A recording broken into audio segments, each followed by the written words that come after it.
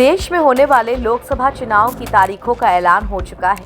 ऐसे में सभी सियासी दल तैयारियों में लगे हुए हैं। इस बीच बहुजन समाज पार्टी ने लोकसभा चुनाव के लिए अपने 16 प्रत्याशियों की पहली लिस्ट जारी कर दी है। लोकसभा चुनाव 2024 के समर की रणभेरी बज चुकी है। चुनाव आयोग द्वारा तारीखों का ऐलान भी हो चुका है।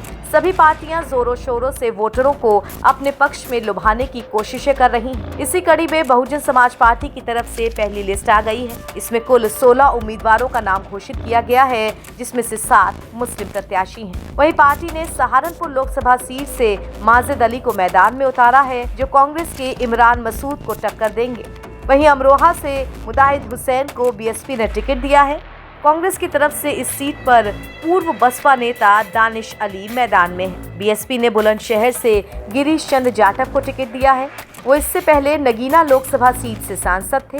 वो लोकसभा में पार्टी के नेता भी हैं। बीएसपी ने मुजफ्फरनगर लोकसभा सीट से दारा सिंह प्रजापति को टिकट दिया है। इस सीट पर बीजेपी की तरफ से संजीव बालियान पिछले 10 सालों से सांसद हैं और मौजूदा वक्त में केंद्रीय मंत्री भी। इस सीट पर समाजवादी पार्टी ने हरेंद्र मलिक को उतारा है। वहीं बसपा ने गौतम बुद्ध नगर से राजेंद्र सिंह सोलंकी को टिकट दिया है, जो समाजवादी पार्टी के राहुल अवाना को टक्कर देंगे। बता दें कि उत्तर प्रदेश में लोकसभा की कुल 80 सीटें हैं। पिछले लोकसभा चुनाव में बीएसपी ने समाजवादी पार्टी के साथ मिलकर चुनाव लड़ा था, यानी कि गठबंधन में थे दोनों। इसमें बसपा को 10 सीटों पर जीत मिली, मगर इस बार मामला अलग है।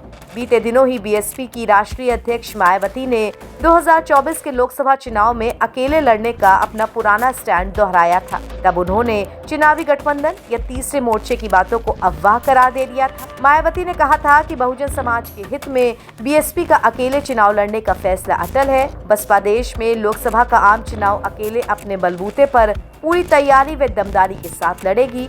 ऐसे में चुनावी गठबंधन या तीसरा मोर्चा आदि बनाने की अफवाह फैलाना ये पूरी तरीके से फेक न्यूज है। लोकसभा चुनाव के लिहाज से उत्तर प्रदेश देश की सभी राजनीतिक पार्टियों के लिए सबसे अहम राज्य है। यहाँ से सबसे ज्यादा लोकसभा सीटें आती हैं। इसीलिए राजनीति में कहावत भी है कि यूपी से ही दिल्ली का रास्ता तय होता है।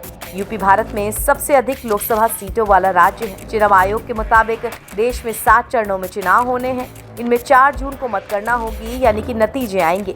19 अप्रैल को पहले चरण का मतदान, 26 अप्रैल को दूसरा, 7 मई को तीसरा, 13 मई को चौथा, 20 मई को पांचवा, 25 मई को छठा चरण और 1 जून को 7वां यानी कि आखिरी चरण का मतदान होना है। इसी को देखते हुए तमाम पॉलिटिकल पार्टीज अपने अपने प्रत्याशियों की लिस्ट घोषित करने में लगी है। एनबीटी ऑनलाइन की रिपोर्ट।